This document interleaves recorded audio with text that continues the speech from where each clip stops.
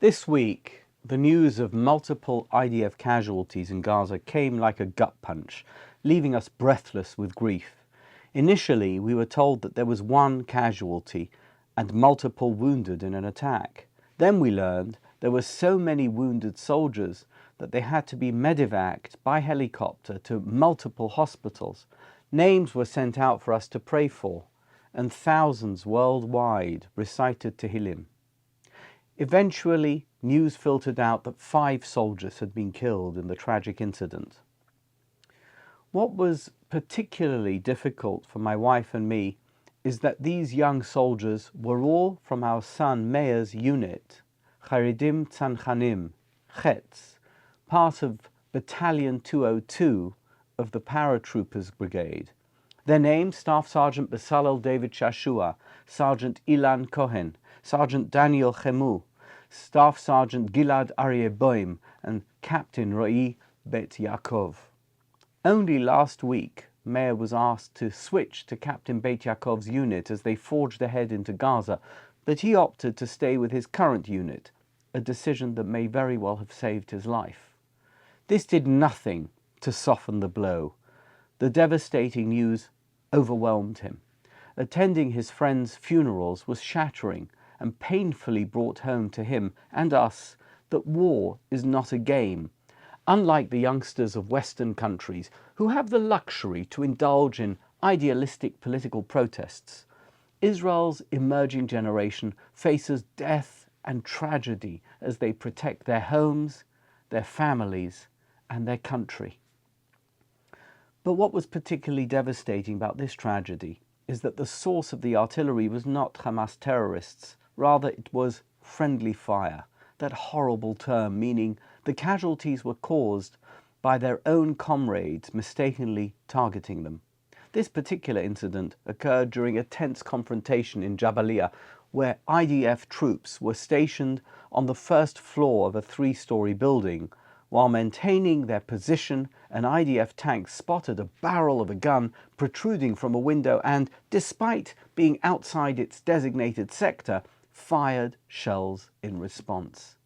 Tragically, the incident resulted in the troop casualties. This tragic event highlights the profound and often painful complexities of understanding and explaining the presence of evil and suffering in the world. Different theological perspectives provide varying interpretations of evil, each attempting to reconcile the existence of a benevolent and omnipotent deity with the reality of human suffering. The first mainstream view is that of the Rambam, Maimonides, who posits that instead of blaming God for the evils of the world, we should be blaming our fellow man. If someone pulls out a gun and shoots a group of people, that's a bad person committing murder, not God wreaking havoc. But what about natural disasters like earthquakes and tornadoes? The Rambam has an explanation for that too. According to him, these are the unfortunate side effects of a world that operates according to the unwavering laws of nature. For example, our world could not exist without the force of gravity. As a result of that force, a coconut can fall off a palm tree and land on someone's head, killing them. That chance occurrence is the price we pay for a functioning universe. But then there is the view of the Izhbitzer Rebbe, the iconoclastic 19th century Hasidic master who often challenged mainstream rabbinic interpretations. His view is radically different from the Rambam's and is based on the first verse of Parshat Emor. Emor el hakohanim b'nei Haron v'amarta alehem lenefesh lo yitama ba'amav. Speak to the priests, sons of Aaron, and say to them, none shall defile himself for a dead person among his people. The priest, explains the Isbitzer, is the paradigm of an individual who refuses to dismiss anything in life as a chance occurrence. It is God and only God who runs everything.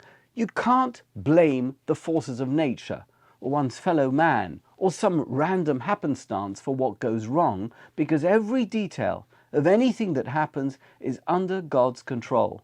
Human agency and natural laws are all subject to divine providence, and nothing happens without God's will. The trouble is that this heightened faith in God's all-encompassing power can paradoxically lead to a diminishment of faith. The Kohen, the priest, must accept incomprehensible evil as being the handiwork of God. That's a tough expectation because one might come to think of God as the source of inexplicable evil. Therefore, the Torah warns, none shall defile himself for a dead person among his people. Don't allow yourself to be pulled into the impurity of challenging God's actions. Inevitably, there will be questions about the application of God's attribute of justice, about death, suffering, and pain. But those questions and objections must not lead to a loss of faith. The root of the Hebrew word for speech used in the pasuk is amar, aleph mem resh, which the Zohar interprets to mean a whisper. Where is God's mercy? Where is God's compassion? These are legitimate questions, but they should remain whispers and never become the dominant voice. A faint whisper in the background, softly echoing in your ear, is fine, but ultimately we must never lose faith. The problem of evil and suffering is not some kind of lofty theological or philosophical issue. It is a deeply personal and existential one. When confronted with tragic events such as the loss of 5 wonderful IDF soldiers in a friendly fire incident in Gaza, people naturally seek explanations and meaning. The Rambam's approach offers a way to understand these events as part of a broader human context where suffering results from human actions and the inherent risks of living in a world governed by natural laws. This perspective can be comforting because it suggests that if we improve our decision-making and our understanding of nature, we can mitigate suffering. But the Izhbitzer's perspective is much deeper. It calls for profound faith and trust in divine providence. His view challenges individuals to see God's hand in every event, even those that seem senseless and cruel. It requires a profound acceptance of the mysteries of God's will and an unwavering belief that everything happens for a reason, even if that reason is beyond human comprehension. These two perspectives offer different ways to navigate the complexities of faith in the face of suffering. The Rambam's approach encourages human responsibility and rational understanding, while the Izhbitzer's view fosters a deep, sometimes challenging reliance on divine providence. Both perspectives have their strengths and can provide comfort and guidance, depending on one's faith and understanding. The tragic loss of the 5 IDF soldiers in Gaza serves as a heartbreaking reminder of the profound and often painful questions surrounding the presence of evil and suffering in the world.